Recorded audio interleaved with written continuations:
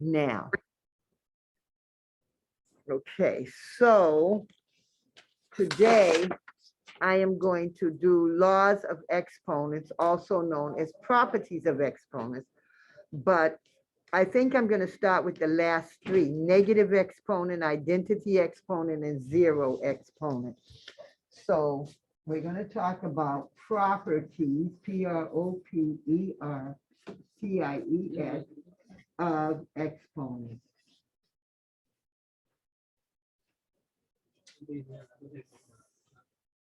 Excuse me? No. Okay, and the first one we're going to talk about is the negative exponent. Negative exponent. We all know that a negative number is a number less than zero. Any number less than zero is negative. Okay, and so if I give you something like x to the negative m, the way that we do it, if the power has a negative, you always want the power to be positive. So x to the negative m is really equal to negative x to the negative m over 1, because every whole number has a denominator of 1. When you were 2 years old or 6 months old or 1 year, or when your parents start teaching you to count, they said count 1, 2, 3, 4, 5. But the numbers were really 1 over 1, 2 over 1, 3 over 1, 4 over 1. But if your mother said count 1 over 1, 2, you would say, why? I don't want to keep saying over 1. I just want to learn to count. But now that you're in algebra, it's important to know that all whole numbers have a denominator of 1. So now looking at this number with the negative exponent, it's in the numerator, which is the top of the fraction.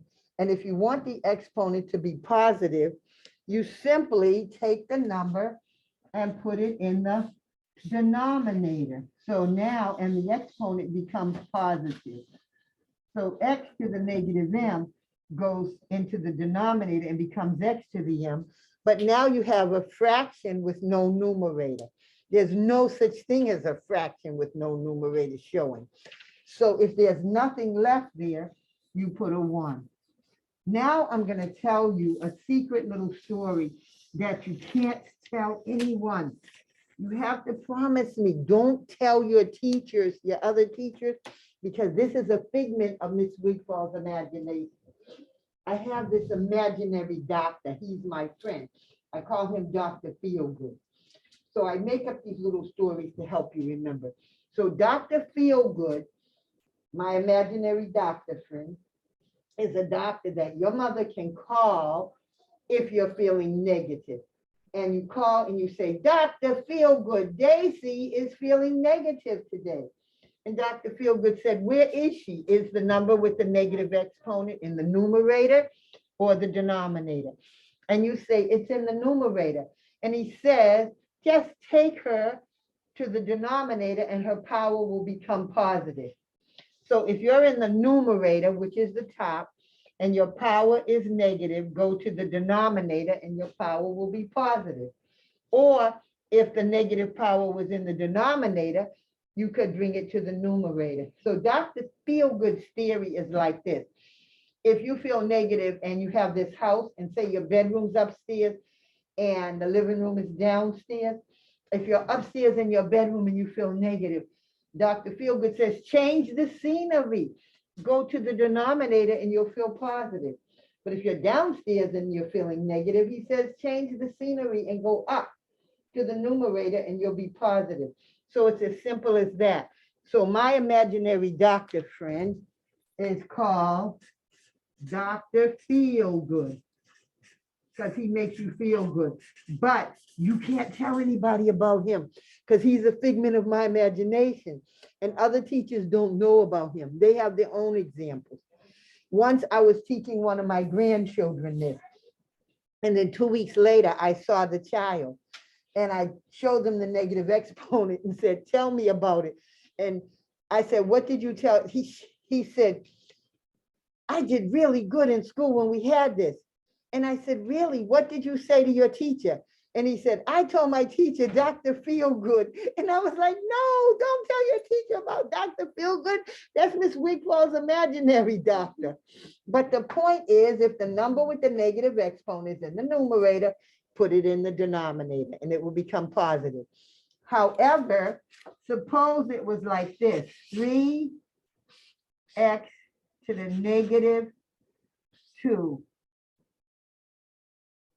over 5. Now, this is Daisy. Her mother says, Dr. Feelgood, my daughter is feeling negative. My daughter is x to the negative 2. He says, where is the x to the negative 2? He says, she's upstairs in the numerator, the top of the fraction. Dr. Feelgood says, tell her to go to the denominator and she'll be positive. However, the rest of the numbers in this problem are not affected by that. So this 3 that's in the numerator has to stay in the numerator. And this 5 that's in the denominator stays in the denominator because they don't have negative exponents. Dr. Feelgood's not talking about them. So this is, the answer is 3 over 5x squared. Question? I'm sorry, I don't understand what you said. No, never mind. I thought it's 5x2. Yeah, see the x, No, in below. it The is. other side. Yeah, but I. Oh, you thought there was X something point. missing here? No, I thought it's an x point, the number 2. Yes, x to the negative 2. When it goes down here, it becomes x to the second. But notice the 3 and the 5 stayed. Okay, does that make sense? Yeah. Now let's look at another one. Suppose it was something like this. Suppose it was 8 over x to the negative 4.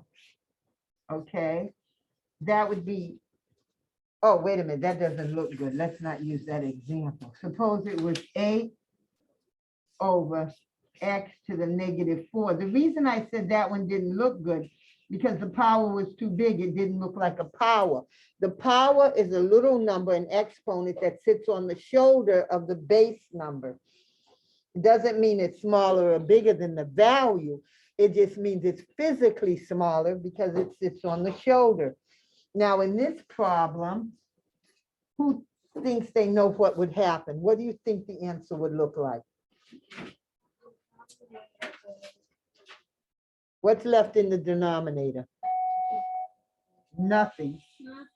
So we put a 1. The 8 is already in the numerator, and x to the power of 4, which is equal to 8x to the 4th, because Dr. Feelgood, my imaginary doctor friend, says, oh, you're in the denominator, you're feeling negative, go to the numerator, be positive.